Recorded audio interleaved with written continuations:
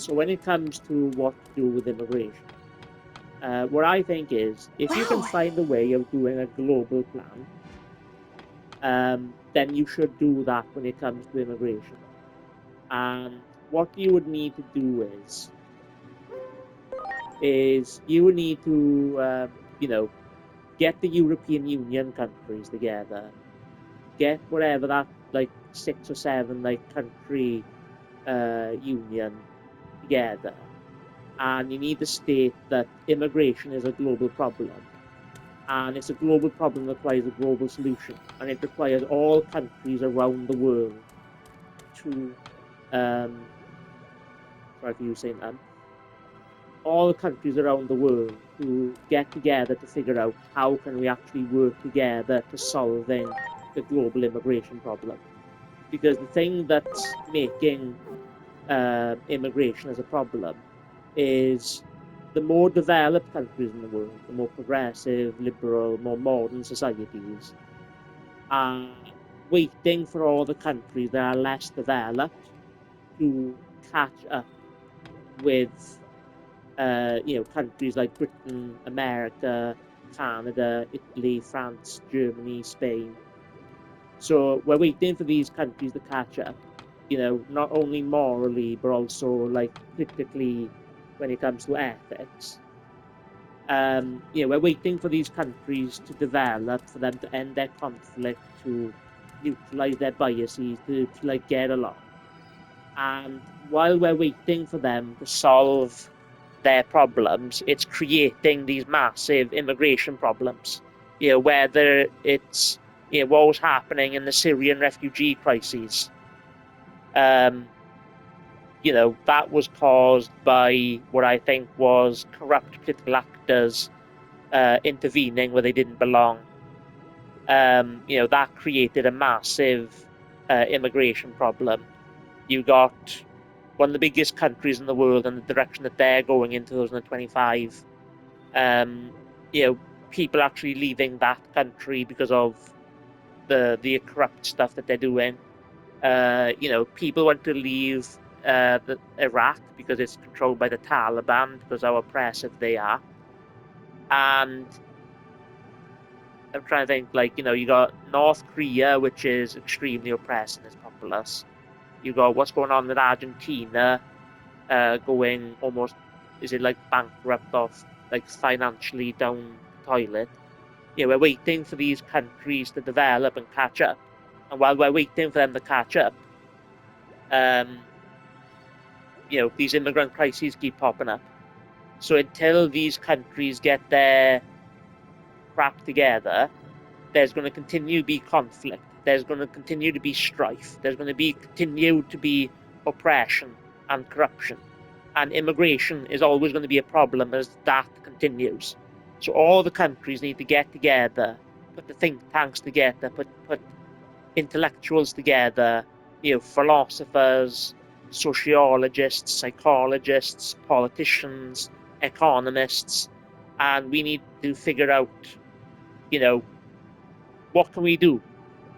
Because there's very little to do because we can't just invade them and just tell them what to do. So it's more like we've got to communicate and work together to solve common problems, to solve things like poverty, oppression, and corruption, so people would be less likely to leave their country.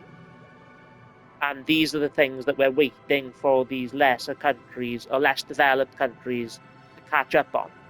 And until they sort out their stuff, the immigrant crises are going to keep on popping up.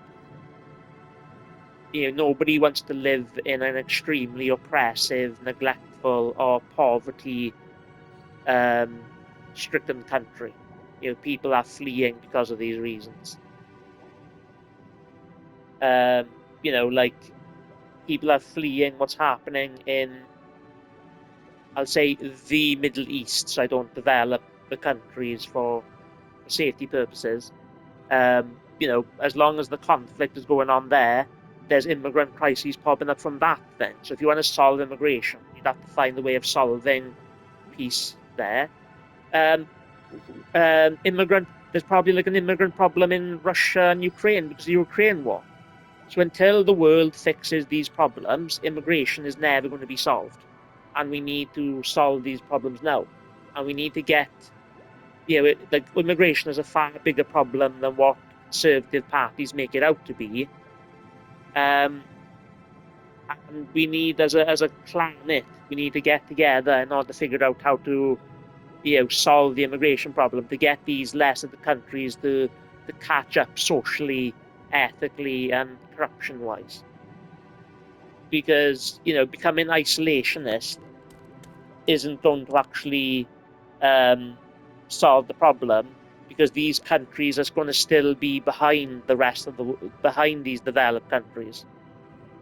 So we have to start to figure out how to work together in order to solve common problems that doesn't require invasion, but cooperation, problem solving, putting think tanks together, getting academics together. So yeah, immigration is a massive problem, but it's a bigger problem than what they say.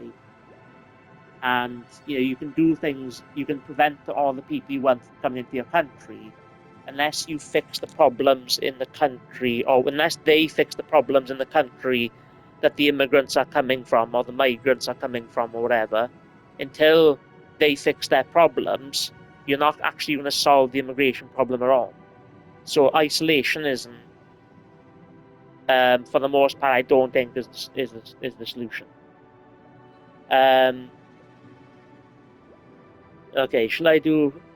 I can do a right wing argument how pushing country people to go back to their own country could maybe help um, countries to develop. I'm trying to think of. I don't think I've worked on how to put it or practice how to put it yet. Um, like I'm really thinking. That's what I'm saying. Um, because the right wing makes the conservatives make the argument is they need to go back to their own country to fix their own problems. So maybe by creating a block on immigrants, it will force them to go into their own countries, and then maybe that will push them to help better their own countries in order to help their countries progress. And it could be because they're always fleeing, instead of staying there to fix their own problems. Um, you could, by making them sure that they stay in their own countries, they can stay there to work and fix their own problems. And until they, start staying there and solving their own problems, their countries are not going to develop. But the thing is that while you're doing that, you still got to allow for obviously legal immigration, whether you like it or not. Um, uh, what was I just thinking?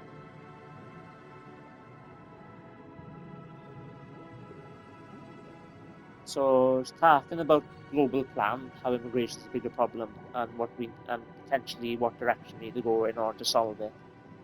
I've gone into isolationism isn't the solution. I've gone into countries not developing. What did I just go into?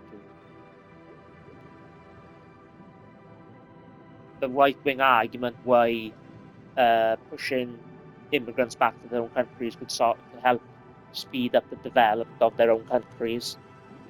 I was just mentioning how you still got to allow for legal immigrants. I think I was going to explain a neutral reason why people are getting frustrated down to the immigrants. And this is probably the most interesting part of the video is, oh, I lost it again. Right then, why people are getting upset. So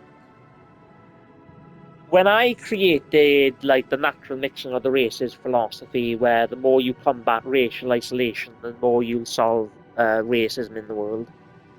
Um, when I was talking about the natural mixing of the races, that's meant to happen, or well, it has been happening, and it's meant to happen over like hundreds of years and thousands of years. It's already been going on for thousands of years, but like we still need hundreds of years more for the races to more equally mix or whatever, like that.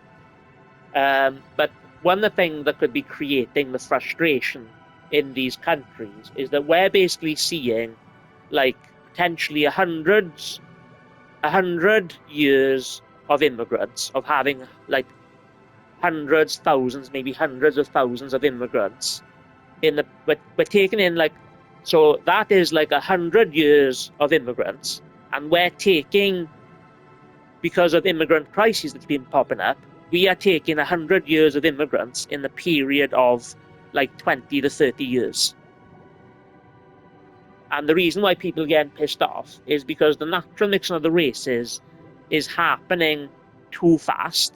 And then majority white communities and, majority Asian communities, or I think Greece as well, the reason why they're getting frustrated is because we're seeing the mixing of the races is being pushed because of migrant crisis to happen uh, way too fast, and then it's not giving people a chance to acclimate to the new social climate of having more brown and black people, moving into their local neighborhoods.